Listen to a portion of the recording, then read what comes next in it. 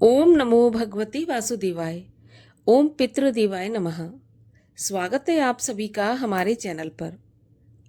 आज 7 सितंबर 2025। आज से पितृपक्ष का प्रारंभ हो चुका है। पितृपक्ष के दौरान पितरों को याद करके पितरों के निमित्त दान किया जाता है, श्राद्ध किया जाता है, तर्पण किया जाता है और इसके अलावा ब्राह्मण भोजन भी कराया जाता है। आज के इस वीडियो में हम आपको पितृपक्ष की कथा सुनाएंगे, जिसको पितृपक्ष के दौरान सुनने से या पढ़ने से पितृ प्रसन्न होते हैं और उनके मन को शांति मिलकर उन्हें मोक्ष की प्राप्ति होती है। तो इससे पहले कि मैं कथा आरंभ करूं, आपसे एक आग्रह है कि अगर अभी तक आपने चैनल को सब्सक्राइब नहीं किया है, पहली बार चैनल पर आए हैं, तो चैनल को सब्सक्राइब करके बेल आइकन पर क्लिक कर लीजिए।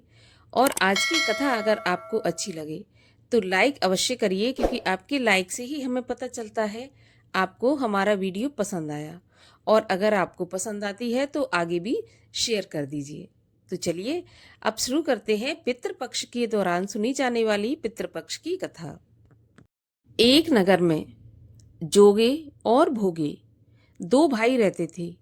दोनों अलग अलग रहते थे। जोगे धनवान था और भोगे निर्धन था। दोनों में बड़ा प्रेम था। जोगे की स्त्री को धन पर बहुत अभिमान था और भोगे की स्त्री बड़ी ही सीधी और सरल स्वभाव की थी।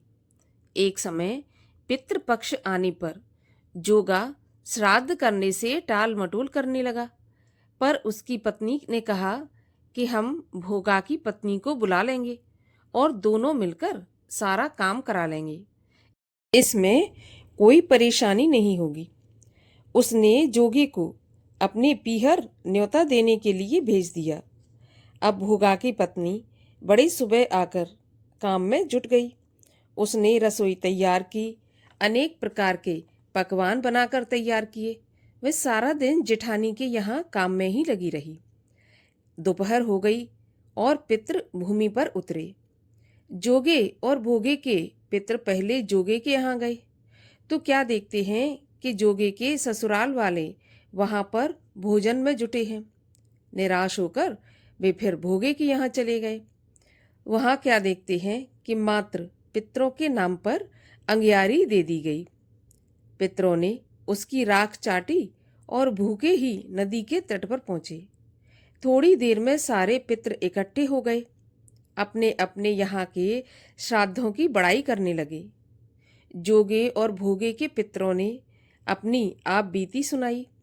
उन्हें भोगे पर दया आई और वे नाच नाच कर गाने लगे, भोगवा के धन हो जाए, भोगवा के धन हो जाए, इस प्रकार से गाना गाने लगे। अब धीरे धीरे सांझ हो गई। भोगे के बच्चों को कुछ भी खाने को नहीं मिला। वे माँ को ढूंढते ढूंढते जोगे के घर पहुंचे तथा कुछ खाने को मांगने लगे, लेकिन उन्हें वहां पर भी कुछ भी खाने को नहीं मिल सका। तब उनकी माँ ने कहा कि जाओ, आंगन में हौदी औंधी रखी है, उसे जाकर खोलो और जो कुछ वहां मिले बांट कर खा लेना। बच्चे वहां पहुंचे तो क्या देखते हैं कि वहां तो मोहरे ही मोहरे हैं। दही चांदी हो गया था, पूरी सोने की हो गई थी। वे पुनः अपनी माँ के पास पहुंचे। उन्होंने माँ को सारी बातें बताईं। घर आकर माँ ने देखा तो वह भी हैरान रह गई। अब भोगे बहुत धनवान हो गया था। वह धन पाकर कभी इतराया नहीं, उसने घमंड भी नहीं किया। अब अगले साल का पितृपक्ष आया। श्राद्ध के दिन भोगे की पत्नी ने 56 प्रकार के व्यंजन बनाए। ब्राह्मणों को बुलाकर श्राद्ध किया, भोजन करवाया, दक्षिणा दी। जेठ जेठानी को सोने चांदी के बर्तनों में भोजन कराया। पितृलोग बड़े प्रसन्न और तृप्त हुए।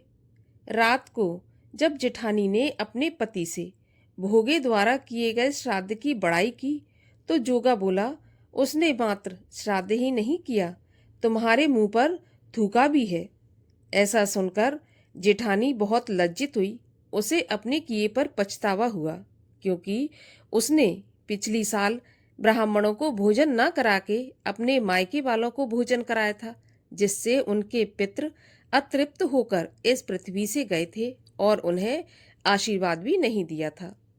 इसीलिए पितृपक्ष के दौरान पितरों के निमित्त ब्राह्मणों को भोजन अवश्य कराना चाहिए। इसी से पितृ प्रसन्न होते हैं और हमें आशीर्वाद प्रदान करते हैं। कथा आपको कैसी लगी अवश्य बताइए कमेंट बॉक्स में लिखकर, और इसी प्रकार की कथाएं सुनने के लिए चैनल को भी सब्सक्राइब करके बेल आइकन पर क्लिक कर लीजिए।